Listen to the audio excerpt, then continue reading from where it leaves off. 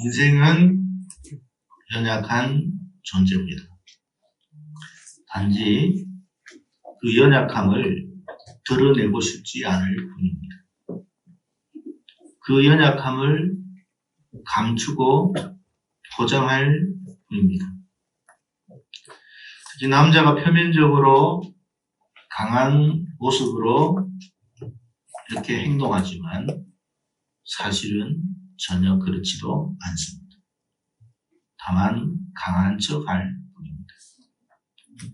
그래야만 험한 세상에서 자신도 혹은 가정도 지킬 수 있다고 생각을 하기 때문입니다. 하지만 감당할 수 없는 일들로 인해서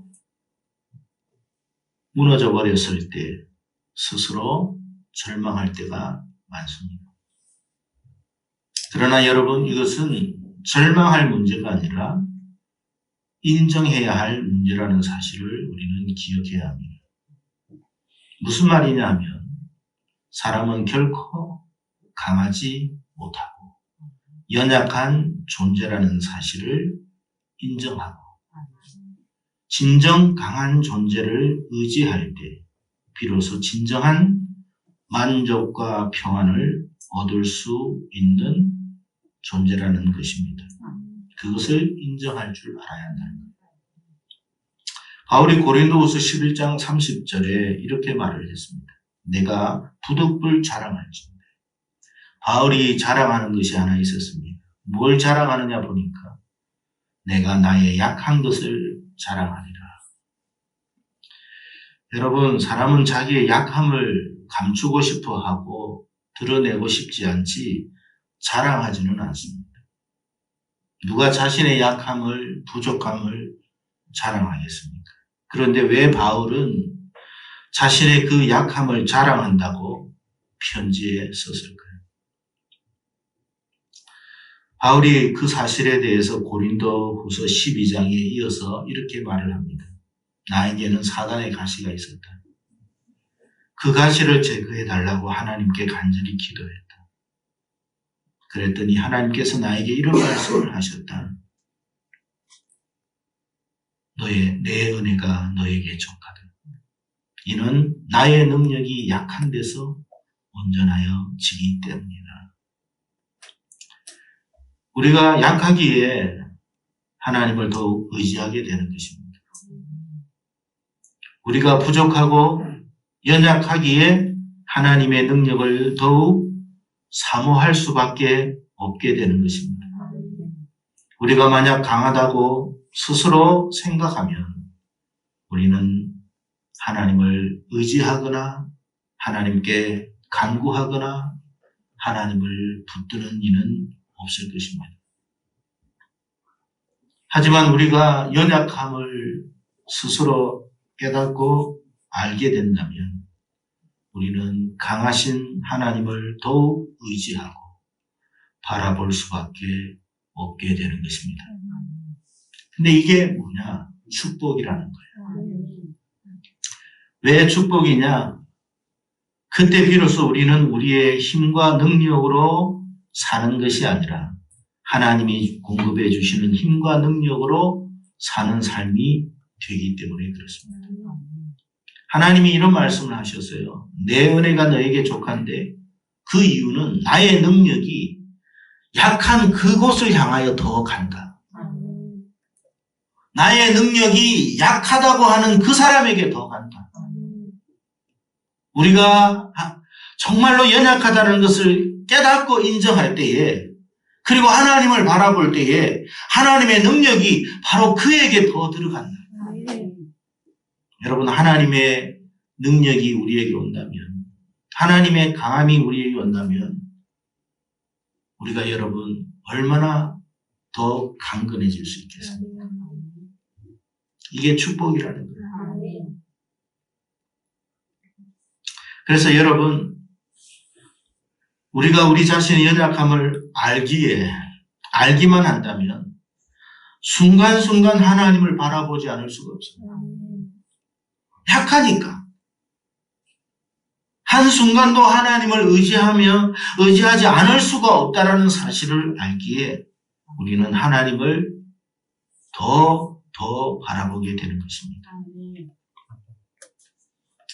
근데 이것이야말로 우리 자신이 가장 강할 수 있는 지름길이 되는 것입니다.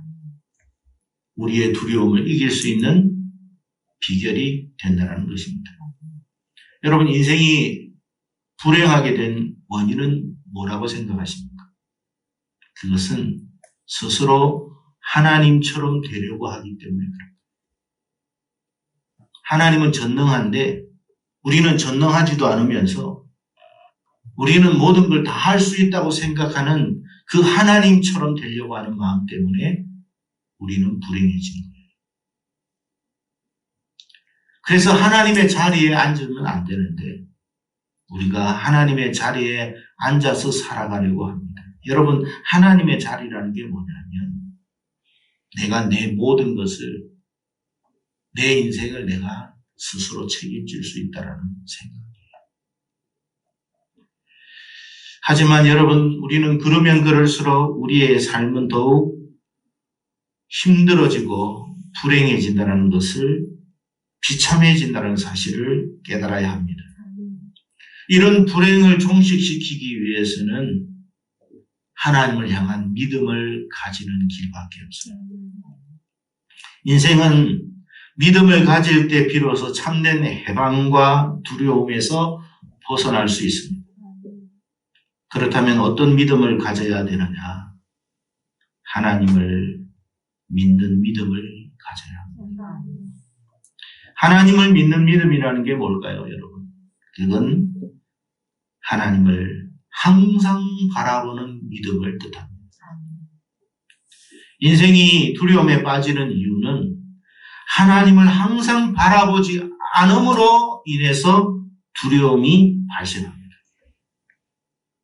성도들 중에는 믿음의 정도가 각각 다 다릅니다. 그래서 히브리 기자가 히브리서 5장에 이렇게 말을 했습니다. 젖을 먹는 자마다 어린아이니 의의 말씀을 경험하지 못한 자여, 단단한 음식은 장성한 자의 것이니 그들은 지각을 사용함으로 연단을 받아 선악을 분별하는 자들이니라. 여러분, 성도들 중에도 믿음의 정도가 각기 다르다는 이야기를 하고 있습니다. 근데 왜 성도는 각기 믿음이 다 다른가요? 믿음의 정도를 무엇으로 판단하는 것일까요? 그것은 바로 하나님을 얼마나 그리고 어느 정도 바라보느냐의 정도에 따라 그가 가진 믿음의 분량이 결정될 거라는 뜻입니다. 그래서 히브리 기자는 히브리서 11장 1절에 믿음에 관해서 정의를 내리기를, 믿음은 바라는 것의 실상이요, 보이지 않는 것의 증거다 라고 했던 것입니다.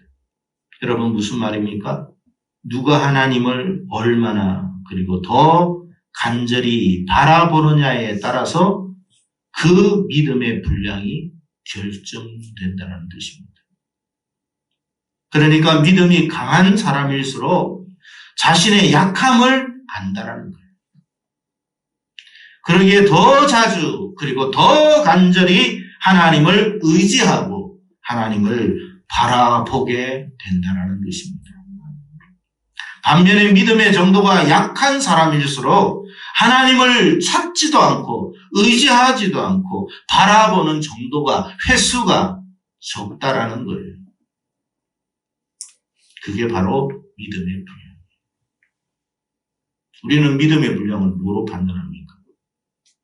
그냥 단순히 기도를 잘하고 찬송을 잘하고 액션을 잘하는 거라고 생각하십니까? 아니에요.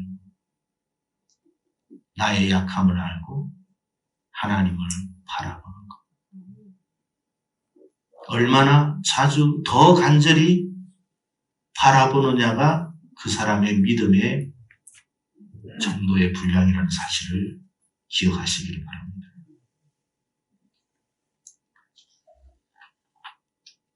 바울이 자신의 연약함을 자랑한다고 했던 이유도 바로 이 같은 이유 때문에 말한 것입니다. 여러분, 다윗도 마찬가지예요. 다윗이 뭐라고 시편에 기록했느냐 하면 여호와는 나의 목자이시니 내게 부족함이 없으리로다. 여러분, 다윗이 자기가 강하다고 하면 하나님을 목자로 삼았겠습니까? 하나님을 목자라고 했다는 말은 나는 약합니다. 하나님이 나를 책임져 주셔야 됩니다. 하나님이 나를 붙들어 주셔야 됩니다. 하나님이 나의 모든 것을 책임져 주셔야 됩니다. 그런 고백이에요. 양이 목자를 바라볼 때에 비로소 부족함이 없고 두려움이 종식되는 것입니다. 심지어 다윗은 이렇게 말합니다. 사망의 음침한 골짜기를 다닐지라도 해를 두려워하지 않는 이유는 바로 주께서 나와 함께 하시기 때문이다. 그러니까 양이 두려움을 가지는 것은 사실 당연한 거예요. 우리가 두려움을 느끼는 것은 당연한 거예요. 그러나 그 두려움에 빠져서는 안 돼요. 그렇기 때문에 어떻게 해야 된다는 거예요? 우리의 목자이신 하나님을 바라봐야 된다는 거예요. 그래야 그 두려움을 이길 수 있어요. 여러분, 주님께서 우리에게 부활하시면서 던진 메시지가 뭐예요? 세상이 줄 수 없는 평안이에요. 세상이 줄 수 없는 평안이라는 게 뭐예요?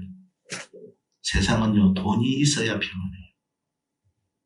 세상은 좋은 직장이 있어야 평안해요. 세상은 건강해야만 평안해요. 세상은 모든 일이 잘 돼야만 평안할 수 있어요.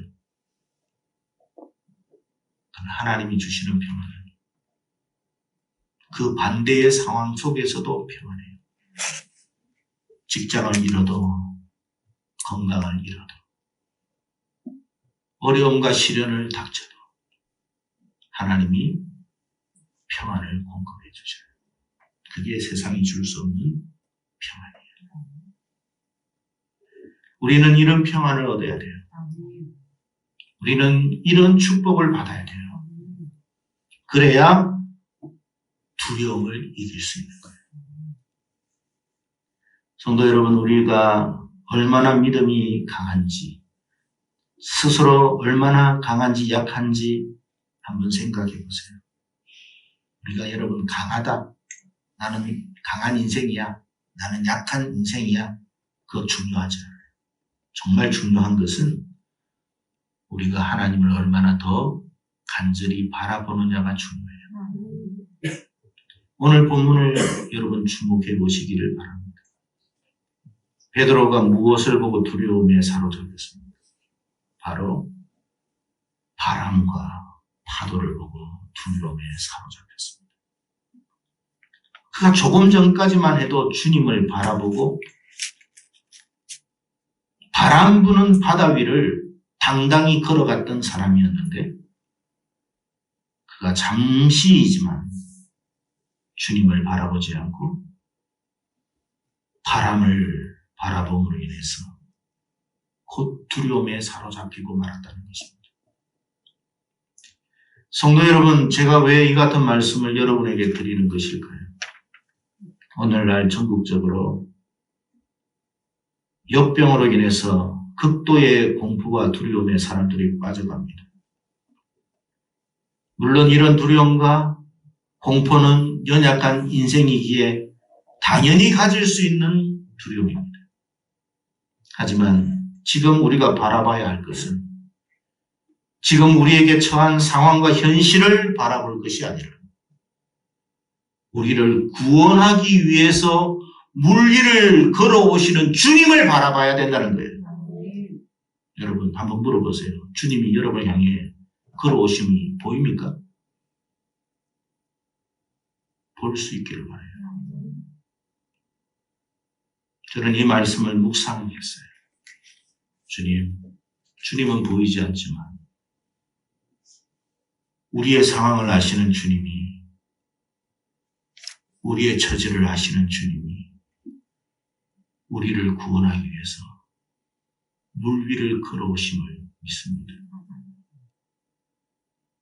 우리가 처한 현실과 상황을 보지 않게 해주시고 우리를 구원하기 위해서 걸어오시는 그 주님을 바라볼 수 있는 그 눈이 열릴 수 있도록 은혜를 주십시오.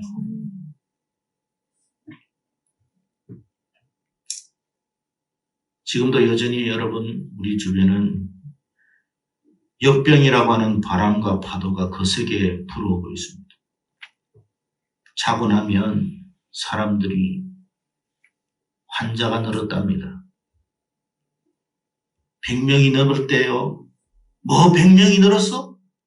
150명이 넘었대요. 뭐 150명이? 300명이 넘었대요. 뭐 300명이? 그건 바람이에요.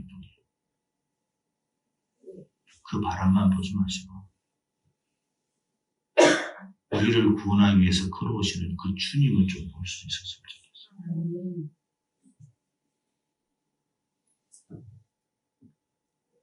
그럴 때 우리 안에 뭐가 있어요? 두려움이 사라지는 것입니다. 그럴 때 주님이 주시는 참된 평안이 우리 안에 밀려오는 것입니다. 주님을 바라보지 않고 바람을 바라보고 바람을 묵상했던 베드로는 곧 어떻게 되었습니까? 물에 빠져 허우적거리고 말았습니다. 주님을 바라보지 않고 우리가 처한 현실과 상황만 바라보면 누구라도 허우적거릴 수밖에 없는 게 우리입니다. 그러니까 여러분, 우리가 처한 상황과 현실이 비록 그렇다 할지라도 그로 인해서 우리에게 두려움이 밀려올 때 우리가 해야 할 일은 뭐냐면 그 상황을 묵상하는 것이 아니라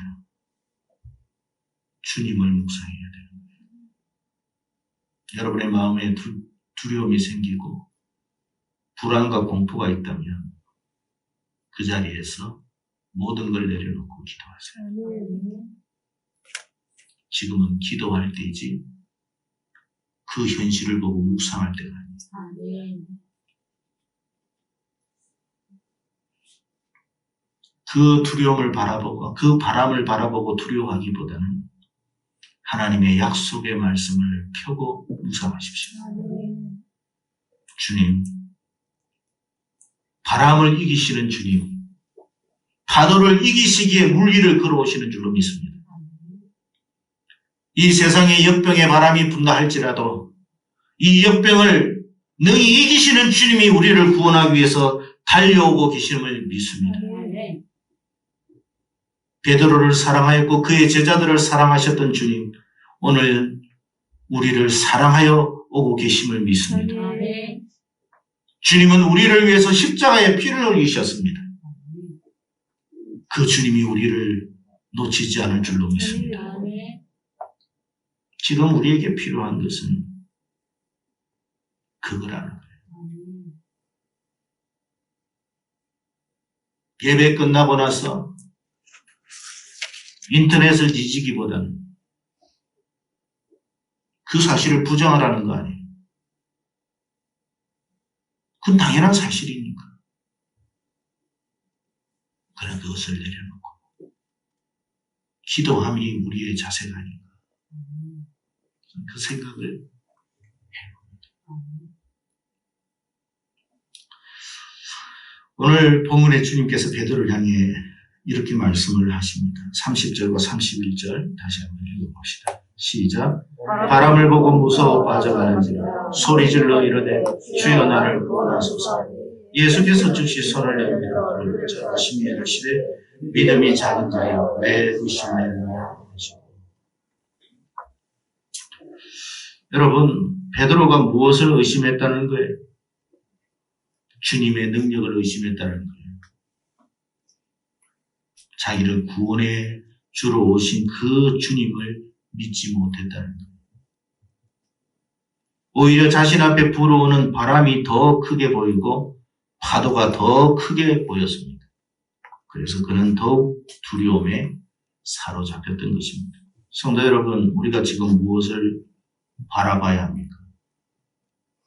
지금 우리가 바라보고 있는 것은 주님입니까? 아니면 우리 앞에 닥친 현실적 바람과 파도입니까?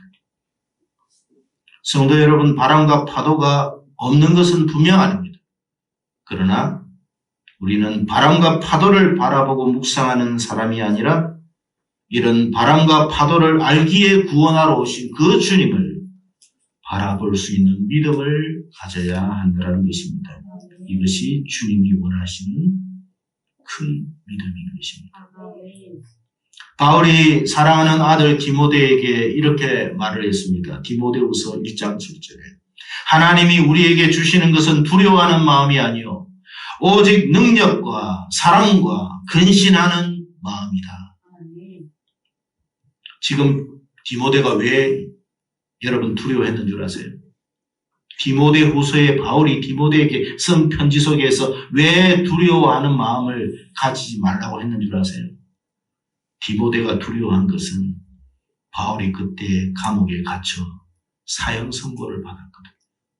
이제 조금 있으면 바울이 죽는다는 걸 디모데는 알아요. 그래서 그것이 그 현실이 그 사실이 그에게는 너무나 두려웠던 거예요. 그러기에 바울은 디모데에게 그런 말을 한 거예요. 내가 죽고 사는 것을 향하여 두려워하지 말라. 진정 우리 안에 두려워해야 할 것은 내 안에 하나님의 능력이 있는지, 내 안에 하나님의 사랑이 있는지, 내 안에 하나님 앞에 마땅히 가지고 가야 할, 있어야 할 그 근신하는 마음이 있는지를 두려워해라. 성도 여러분, 오늘 본문을 통해서 지금도 여전히 우리 앞에 불어오는 바람과 파도는 지속되고 있습니다. 조금 있으면 1000명이 넘을 수 있고 그 이상이 될 수도 있습니다. 그러나 여러분, 그럼에도 불구하고 하나님은 당신을 사랑하십니다. 그럼에도 불구하고 하나님은 당신을 구원하실 것입니다. 세상을 더 크게 생각하지 마시고 우리를 구원하신 하나님을 더 크게 생각하세요. 하나님은 바다 위까지라도 걸어서라도 우리를 구하시기를 원하십니다. 폼 잡기 위해서 오신 게 아니라 우리를 구원하기 위한 하나님의 액션이라는 거예요. 여러분, 두려움의 마음이 있을수록 두려움의 상황을 내려놓으시고 기도하세요. 하나님의 약속의 말씀을 붙드시고 기도하세요. 그러면 하나님이 바로 당신과 함께 있음을 경험하게 될 것입니다. 부디 이런 은혜와 축복이 우리 모두에게 있기를 축복합니다. 기도하겠습니다.